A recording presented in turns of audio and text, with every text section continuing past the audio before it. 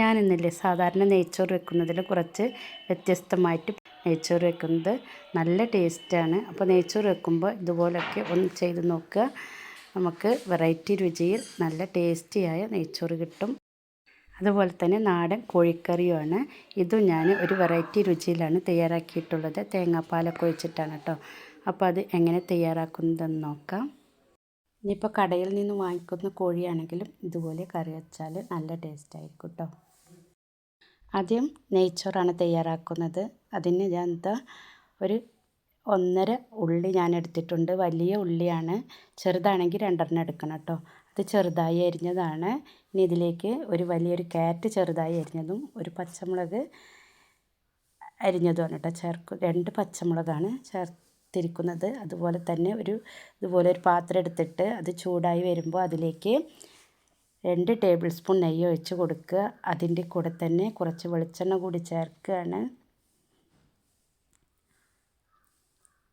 3 table സ്പൂണോളം വെളിച്ചെണ്ണ ചേർത്തിട്ടുണ്ട്. ഇനി ഇതിലേക്ക് സ്പൈസസ് ചേർക്കണം. അതിന് കുറച്ച് ഏലക്ക, ഒരു 3-4 ഏലക്ക എടുത്തിട്ടുണ്ട്. അതുപോലെ തന്നെ 2 കഷ്ണം പട്ട, കറുവപ്പട്ട, അതുപോലെ തന്നെ ഒരു 5-6 ഗ്രാമ്പു, 1 ടീസ്പൂൺ വലിയ ജീരകം, ഇവയൊക്കെ ഇട്ട് ഇവയൊന്ന് മൂത്ത് വരുന്ന സമയത്ത് നമുക്കിതിലേക്ക് വലിയ ഉള്ളി ചേർത്ത് കൊടുക്കണം. അപ്പോൾ അതാ വലിയ ഉള്ളി ചേർത്തിട്ടുണ്ട്. ഈ സമയത്ത് ഇതിൻ്റെ കൂടെ തന്നെ ഇതിലേക്ക് പച്ചമുളകും ചേർക്കുകയാണ്. 2 പച്ചമുളക് അരിഞ്ഞ് ചേർക്കുകയാണ്. ഇനി ഇതിൻ്റെ കൂടെ തന്നെ ക്യാരറ്റ് അരിഞ്ഞത് കൂടി ചേർത്ത് കൊടുക്കുകയാണ്. ഇനി നല്ലൊന്ന് വഴറ്റി കൊടുക്കുക. ആ ക്യാരറ്റിൻ്റെ ഒരു പച്ച ചുവയ്ക്കൊന്ന് മാറി കിട്ടുന്നത് വരെ ഒന്ന് വഴറ്റിയെടുക്കുക. അപ്പോൾ അതാ നല്ലൊന്ന് വഴന്ന് വന്നിട്ടുണ്ട്. ഈ സമയത്ത് നമുക്കിതിലേക്ക് 1 ടീസ്പൂൺ ഇഞ്ചി ചതച്ചതും അതുപോലെ തന്നെ 1 ടീസ്പൂൺ വെളുത്തുള്ളി ചതച്ചത് കൂടി ചേർത്ത് കൊടുക്കുകയാണ്. എന്നിട്ട് നല്ലൊന്ന് വഴറ്റി കൊടുക്കുക. എന്നിട്ട് ആ ഇഞ്ചിയുടെയും വെളുത്തുള്ളിൻ്റെയൊക്കെ നല്ലൊരു സ്മെല്ല് വരുന്ന സമയത്ത് നമുക്കിതിലേക്ക് വെള്ളം ചേർത്ത് കൊടുക്കണം. എത്രയാണോ അരി എടുക്കുന്നത് അതിൻ്റെ ഇരട്ടി വെള്ളം വേണം ചേർത്ത് കൊടുക്കാൻ. ഞാനിപ്പോൾ ഈ പാത്രത്തിന് ഒരു പാത്രം അരിയാണ് എടുത്തിട്ടുള്ളത്. ഏകദേശം 1 കിലോനോളം ഉണ്ട്. അപ്പോൾ 2 പാത്രം വെള്ളം ഒഴിച്ച് കൊടുക്കുകയാണ്. അതിൻ്റെ കൂടെ തന്നെ ആവശ്യത്തിനുള്ള ഉപ്പും ചേർക്കുക. അരമുറി ചെറുനാരങ്ങ നീരും ചേർത്ത് കൊടുക്കുക. എന്നിട്ട് ഇതൊന്ന് തിളച്ച് വരട്ടെ. നമുക്കൊന്ന് മൂടി വെക്കാം. അപ്പോൾ ഇതാ നല്ല തിളച്ച് വരുന്നുണ്ട്. മൂടി വെച്ചാൽ പെട്ടെന്ന് തിളച്ച് കിട്ടും. ആ സമയത്ത് നമുക്കിതിലേക്ക് അരി ചേർത്ത് കൊടുക്കാം കേട്ടോ. നെയ്ച്ചോറ് അരിയാണ്. ഏത് അരിയാണെങ്കിലും ബസുമതി അരി, ജീരകശാല അരി, ഏത് അരി വേണമെങ്കിലും നിങ്ങൾക്ക് എടുക്കാം.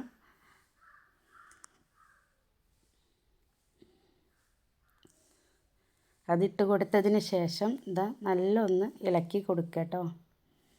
ഇതുപോലെ ഒന്ന് ഇളക്കി കൊടുക്കുക. എന്നിട്ട് വീണ്ടും ഒന്ന് മൂടി വെക്കുക. ഇനി അതൊന്ന് വെന്ത് വരട്ടെ. അപ്പോഴേക്കും നമുക്ക് കറി തയ്യാറാക്കാം. കറിക്ക് വേണ്ടി ഇതാ വലിയ ഉള്ളി 3 വലിയ ഉള്ളി എടുത്തിട്ടുണ്ട്. മീഡിയം സൈസിലുള്ള വലിയ ഉള്ളിയാണ്. വലുതാണെങ്കിൽ 2 എടുത്താൽ മതി കേട്ടോ. എന്നിട്ട് ഇതാ കുറച്ച് വലിയ കഷ്ണമാക്കിയിട്ട് തന്നെ ഞാൻ മുറിച്ചെടുക്കുകയാണ്. ഞാൻ ഉള്ളി ഇവിടെ വഴറ്റൊന്നും ചെയ്യാതെയാണ് കേട്ടോ തയ്യാറാക്കുന്നത്. ഇതിപ്പോൾ നാടൻ കോഴിയാണ് എടുത്തിട്ടുള്ളത്. അപ്പോൾ ഇതാ കുക്കറിലേക്ക് ഇതുപോലെ ഇട്ട് കൊടുക്കുക.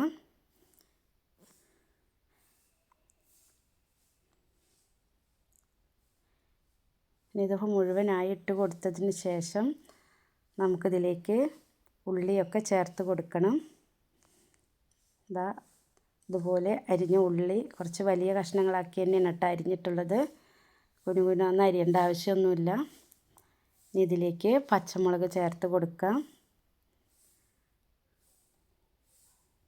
അതുപോലെ തന്നെ 1 ടീസ്പൂൺ ഇഞ്ചി ചതച്ചതും അതുപോലെ തന്നെ 1 ടീസ്പൂൺ വെളുത്തുള്ളി ചതച്ചത് കൂടി ചേർത്ത് കൊടുക്കുകയാണ്. ഇതാ 2 മീഡിയം സൈസിലുള്ള തക്കാളിയാണ്, അതുകൂടി ഇതിലേക്ക് ചേർത്ത് കൊടുക്കുകയാണ്. നല്ല വലുതാണെങ്കിൽ 1 ചേർത്താൽ മതി. അതുപോലെ തന്നെ അധികം പുളിയില്ലാത്ത തൈര് കൂടി ചേർക്കുകയാണ്. 2 ടേബിൾ സ്പൂൺ തൈരാണ് ചേർത്ത് കൊടുത്തിട്ടുള്ളത്. ഇനി ഇതിലേക്ക് വേണ്ടത് ഉപ്പാണ്. ആവശ്യത്തിനുള്ള ഉപ്പ് കൂടി ചേർത്ത് കൊടുക്കുക. ഇനി പൊടികൾ ചേർത്ത് കൊടുക്കണം. 1 ടീസ്പൂൺ മഞ്ഞൾപ്പൊടി, അതുപോലെ തന്നെ 2.5 ടീസ്പൂൺ മുളക് പൊടി. ഞാനിത് കാശ്മീരി മുളകും നല്ല എരിവുള്ള മുളകായതിനെ കൊണ്ട് കുറച്ച് കാശ്മീരി മുളക് കൂട്ടി പൊടിച്ചതാണ്. 2 ടീസ്പൂൺ ചേർത്തിട്ടുണ്ട്. അതുപോലെ തന്നെ മല്ലിപ്പൊടി 2.5 ടീസ്പൂണ്, 1 ടീസ്പൂൺ ചിക്കൻ മസാല കൂടി ചേർക്കുകയാണ്, ഒരു കറുവപ്പട്ട, അതുപോലെ തന്നെ കുറച്ച് കറിവേപ്പില, കുറച്ചധികം കറിവേപ്പില ചേർക്കുക കേട്ടോ. ഇനി ഇതിലേക്ക് തേങ്ങാപ്പാലാണ് ചേർത്തിട്ടുള്ളത്. ഒരു തേങ്ങയുടെ പാല് ഞാനിപ്പോൾ ഈ കറിക്ക് വേണ്ടി എടുത്തിട്ടുണ്ട്. അതൊന്ന് 1 ഗ്ലാസ് എടുത്തിട്ട് ഞാനിതിലേക്ക് ചേർക്കുകയാണ്. എന്നിട്ട് നല്ലൊന്ന് മിക്സാക്കി കൊടുക്കുക കേട്ടോ. ഇതിലേക്ക് 1-ാം പാല് 2-ാം പാലെന്നൊന്നുമില്ല. നമുക്ക് കുറച്ച് വെള്ളം ഒഴിച്ചിട്ട് തേങ്ങാപ്പാൽ തയ്യാറാക്കാം. എന്നിട്ട് അതിന്ന് 1 ഗ്ലാസ് എടുത്തിട്ട് ഇപ്പോൾ ഞാനിത് അതിലേക്ക് ഒഴിച്ച് മൂടി വെച്ചിട്ട് വേവിച്ചെടുക്കുകയാണ്. അപ്പോഴേക്കും നമ്മുടെ നെയ്ച്ചോറ് വെന്ത് വന്നിട്ടുണ്ട്. കണ്ടില്ലേ, നല്ല പാകത്ത് വേവായി കിട്ടിയിട്ടുണ്ട്. നെയ്ച്ചോറ് വേവിക്കുമ്പോൾ സ്റ്റൗമ്മലാണ് വേവിക്കുന്നതെങ്കിൽ ഞാൻ അതിലേക്ക് കുറച്ച് നെയ്യ് കൂടി ചേർക്കണം കേട്ടോ. ഒരു 2 ടേബിൾ സ്പൂൺ നെയ്യ് ചേർക്കുകയാണ്. ലാസ്റ്റ് നെയ്യ് ചേർത്ത് കൊടുക്കുമ്പോൾ ആ നെയ്യിൻ്റെ മണം നല്ല കിട്ടും. ചോറ് വെന്തതിന് ശേഷം കുറച്ച് നെയ്യ് ചേർത്ത് കൊടുക്കുന്നത് നെയ്ച്ചോറിന് ടേസ്റ്റ് കൂടും കേട്ടോ. അപ്പോൾ അതുപോലെ സ്റ്റൗമ്മലാണ് നെയ്ച്ചോറൊക്കെ വെക്കുന്നതെങ്കിൽ നല്ലൊരു പകുതി വേവായി കഴിഞ്ഞാൽ അടിയിലൊരു ചട്ടി വെച്ചിട്ട്, ഇതുപോലെ സ്റ്റീൽ പാത്രത്തിലാണ് വെക്കുന്നത് വെച്ചോ. നോൺ സ്റ്റിക്കിൻ്റെ അടി പിടിക്കാത്ത പാത്രമാണെങ്കിൽ ഒന്നും ആവശ്യമില്ല. സ്റ്റീൽ പാത്രത്തിലാണെങ്കിൽ അടിയിലൊരു പാത്രം വെച്ചിട്ട് വേണം കേട്ടോ വേവിച്ചെടുക്കാനും. മേലെ ഒരു കനം കയറ്റി വെക്കുക. അതുപോലെ തന്നെ നമ്മളെ ചിക്കൻ കറി വെന്ത് വന്നിട്ടുണ്ട്. അതല്ലേ, ചിക്കനൊക്കെ നല്ല വെന്ത് കിട്ടിയിട്ടുണ്ട്. അപ്പോൾ അതിൽ കുറച്ച് ഇൻഗ്രീഡിയൻസ് കൂടി ചേർക്കാനുണ്ട്. അപ്പോൾ ഇതിലേക്ക് ഞാൻ നേരത്തെ ബാക്കി വെച്ച തേങ്ങാപ്പാൽ ഇതിലേക്ക് ചേർക്കുകയാണ്. തേങ്ങാപ്പാൽ വെച്ചതിന് ശേഷം 1-2 തള വരുമ്പോഴേക്കും നമുക്ക് സ്റ്റവ് ഓഫ് ചെയ്യണം കേട്ടോ.